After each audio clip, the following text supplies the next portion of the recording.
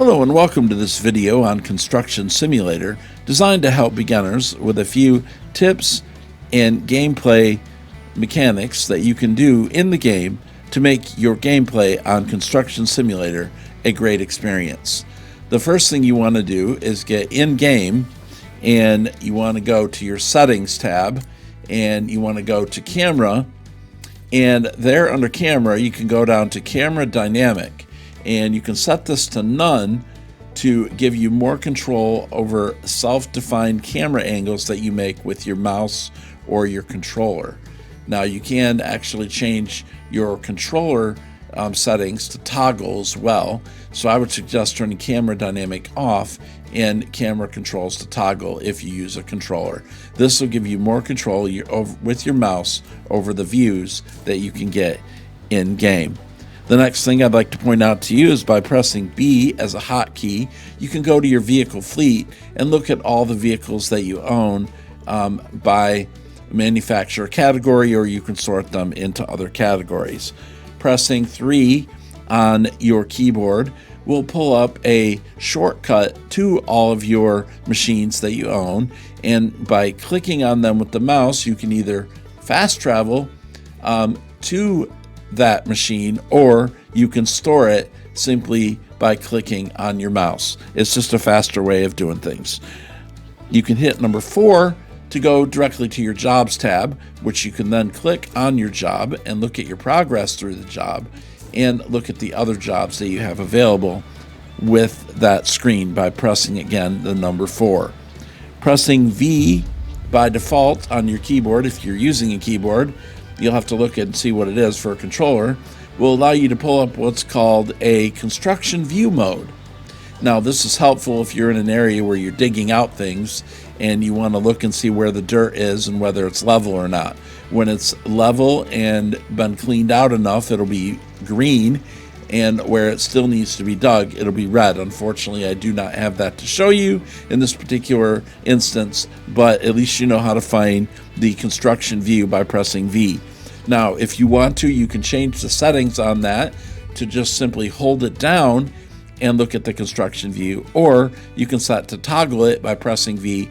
We'll go into that view and stay there until you remove it. To do that, you would go to gameplay, you would go down to construction view control and keep it to yes if you want to push the button, and leave it there until you push the button again, or select no if you'd rather just hold down the button and only look at it while you're holding the V key down. Another thing I'd like to point out is, in lieu of using the concrete pump, which is very expensive, which you can rent or purchase at the machine store, you can also go to the materials shop and buy a concrete bucket. Now I'll show you that. In the materials store, you can either buy a small concrete bucket right here, or buy a large concrete bucket here. So although it is a piece of equipment, it is actually bought in the materials dealer. Okay, if I was going to buy it, I would go ahead and do that. Once you have bought the bucket, you can go to your cement truck, jump in your cement truck,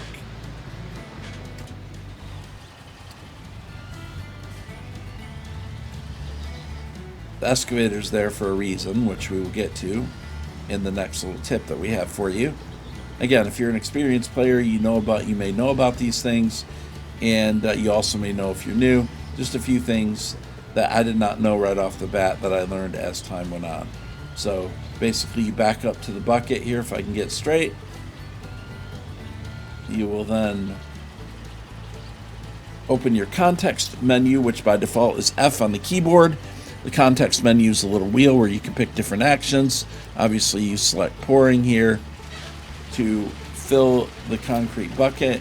When you're done, obviously, turn that off. And now you have a concrete bucket that is ready to be dumped on and poured at the job site. Now, the reason I have the excavator here leads me to the next tip, is that you can use the excavator to move things instead of a crane. So we'll get in the excavator, go ahead and set this like so, Go over to whatever item is you want to move, including materials. It will also move this bucket.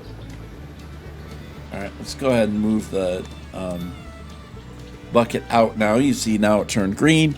Hit my space bar, and now I can go ahead and use the excavator to move the concrete bucket into place, take it and pour it onto whatever needs to be poured. In order to pour with the excavator, you go back to the context menu and hit the concrete pouring on and off.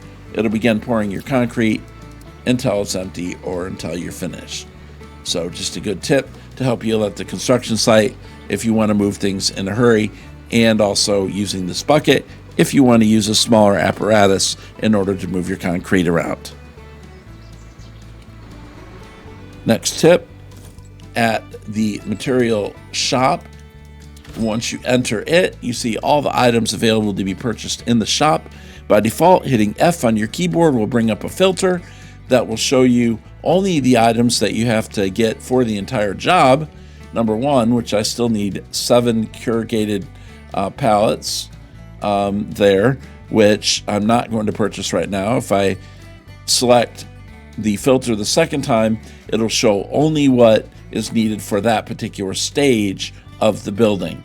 I don't have anything ready in this particular stage I'm in to show you, but by filtering, you can only pull up the screen to show just what you need to purchase for that particular job or that particular stage of the job.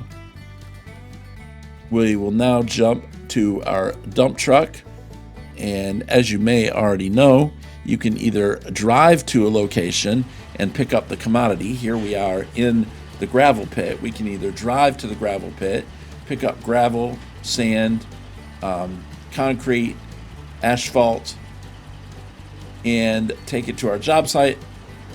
If we want to buy it anywhere on the map, we don't have to be here at the gravel pit. The commodity is placed to pick it up.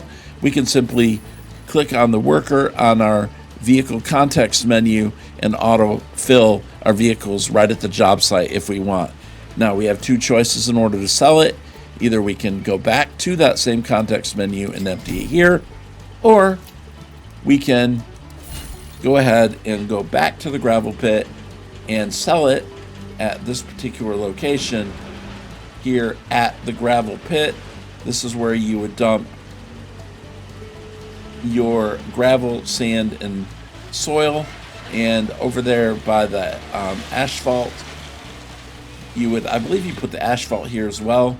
You can also dump your excess concrete over there where you actually pick up concrete.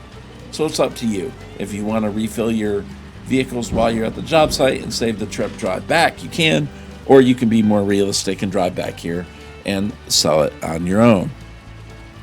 Lastly, we will press M and pull up the map. Here we're going to have all the different areas that we've traveled. You see your GPS. You can obviously click on a location and hit G in order to make a GPS path to go over there. There is a filter on here as well where you can filter out locations, where your machines are, and where your contracts are. So right now I have a contract here. If I want to filter and only show the contract, I can do that, or just filter it to show players. Of course, I'm in single player. So go back to the normal filter and you'll have everything again. Specifically, I also wanted to focus here on the company tab, which will show you your levels that you can upgrade things. You can go to your vehicle fleet, your warehouse, and your finances. Here at your finances, I want to point out that you can take out loans once you unlock it, and you also have a money transfer button. This is designed to be used in multiplayer. When you're playing with your friends, they can pay you a certain amount of money to do a job with them. When you come back to your single player, you'll have this personal account, which goes over to your multiplayer. Right now, my current balance is 0. If I had money in here, I could deposit into my single player company account and take money that is given to me in multiplayer and put it into my single player account. Now, if I want to go online while I'm in game and one of my friends jumps on and wants to play with me, then I can simply from in game select online, set up the game name and password, click create game, and from right here in the game, I can then set up a instance for my friend to join me without going back to the main menu. I may cover multiplayer, how to get started, and how to join a multiplayer from the main menu in a different video. I think that's the end of some of the beginner tips that you can use in order to make your gameplay more fun. If you have any questions, simply leave those in the comments. I would appreciate it. And if you like the video, please consider a thumbs up. And if you really like it, please consider a subscription. That would be a wonderful thing. Thanks a lot. If you'd like to see live gameplay, you can also visit me over on Twitch at Wheels247. Thanks again for watching. I appreciate it. And as always, Wheels out for now.